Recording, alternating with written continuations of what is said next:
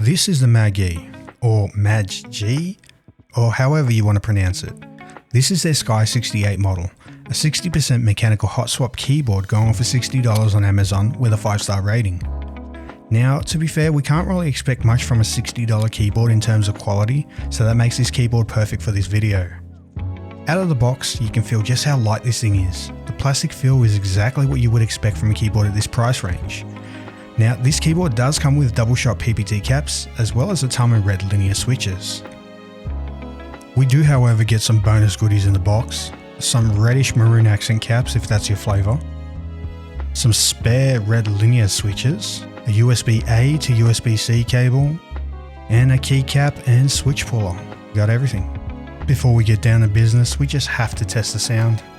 Also, give a thumbs up for the video, thank you very much. As expected, the sound just screams I'm hollow inside. Glad we have the tools and the gear to help this keyboard excel. What we need for these mods is some foam. This is acoustic foam that you would typically put on a studio wall. I have some spare so I'll repurpose it for this mod. Some switches, although not needed, they do come in handy for providing a better desired sound, but we can achieve a sound just as good as the stock switches. Some painter's tape. Yes, this is the cheapest yet most effective mod. Good old trusty scissors as we'll be cutting things. A craft knife, which helps but is not needed, and a screwdriver set. I am using ACO V3 Creamy Blue Pros. They are a 5-pin tactile switch that out of the box sound really good, making it a good choice for beginners. Later on in the video, you will hear what they sound like lubed, so stay tuned.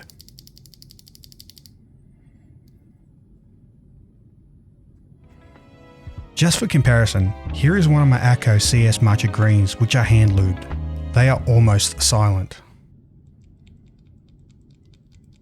ACO Jelly Blacks are one of my favourites. These have been hand lubed and give off such a satisfying sound.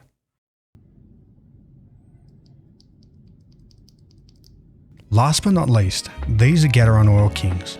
They are a linear switch that has the best sound of any switch in my opinion when it comes to multiple keyboards, meaning they sound great in any build, though they are pricey.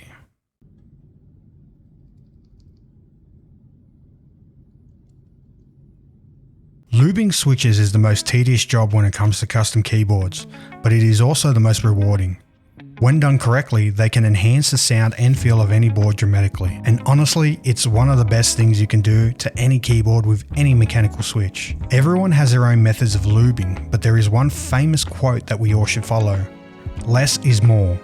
You want to coat the switch in all of its friction points. Here I am doing just one of the factory Atomo red switches to give an example of how lubing can change the sound. When reconstructing the switch, do pay attention to how the stem slides and don't be afraid to dive in.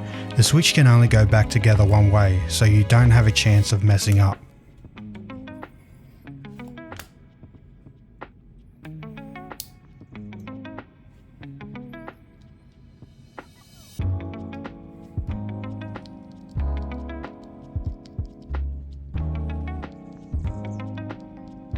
Going through the same process now for the ACO blue switches, however I have to do this 67 more times and I won't bore you with the same process, but here is what it sounds like lubed.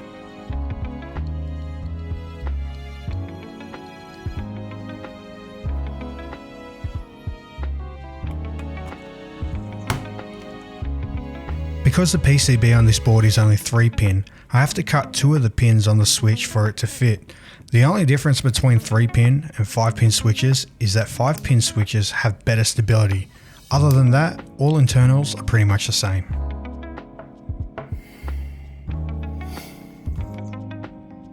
As you can see, I'm struggling a bit on inserting this switch. This is partially due to the plate being plastic on this board and rather bendy. When plates are like this, you may need to use extra care and a little more force to seat the switch.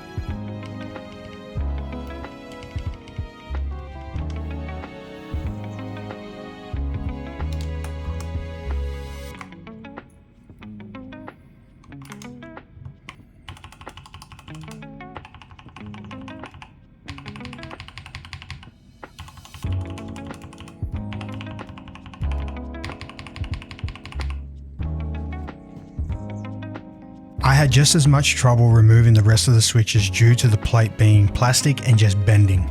At $60 for this board, I was not expecting an aluminum plate, but perhaps a stronger plastic plate. This was the biggest downfall in quality for this board, sadly.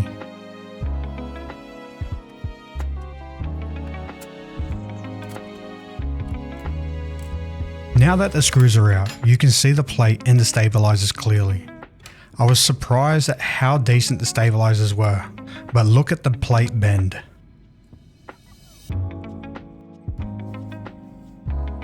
It's time to fill that bare bottom shell with some foam. Seeing how empty the base was, it was clear why this keyboard sounded horrible. Keyboards do require some sort of dampening, be it from foam or rubber, to give it a more refined, tasteful sound. It's like banging on an empty hollow drum, then banging on a full drum. The sound difference is night and day. As you can see, I've cut the foam down to size and I'm now separating the sections to allow the standoffs for the screws to protrude through. You want to make sure you clear the way here for the screws, as you want them to screw in correctly without any hesitation. As we are filling the keyboard, we are also pushing its tolerance, and with a clearer pathway for things to fit, the less likely we are to break anything. Now that the base is done, we can move on to the PCB. Most high-end keyboards will include a foam layer here to help aid the dampening. But on our budget build, this is non-existent. So to combat that, we use tape on the back of the PCB to give a dampening effect. On this PCB, I did a total of 3 layers with a 50% overlap of each line of tape.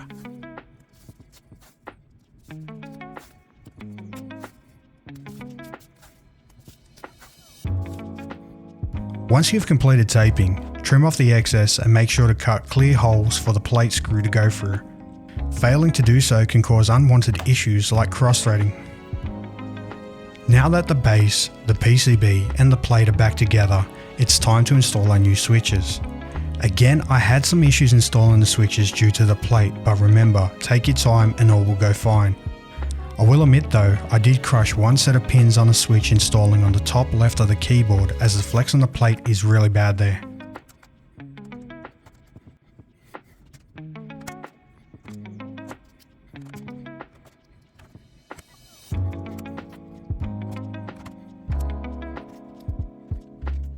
After installing your switches, follow up with reinstalling your keycaps and then you are done.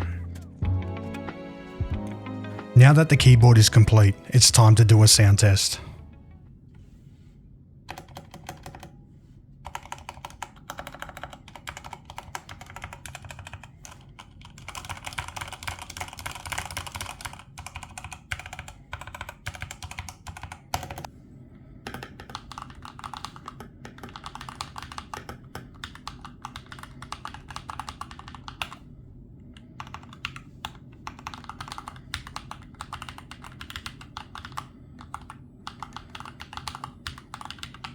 As you can hear, we have succeeded.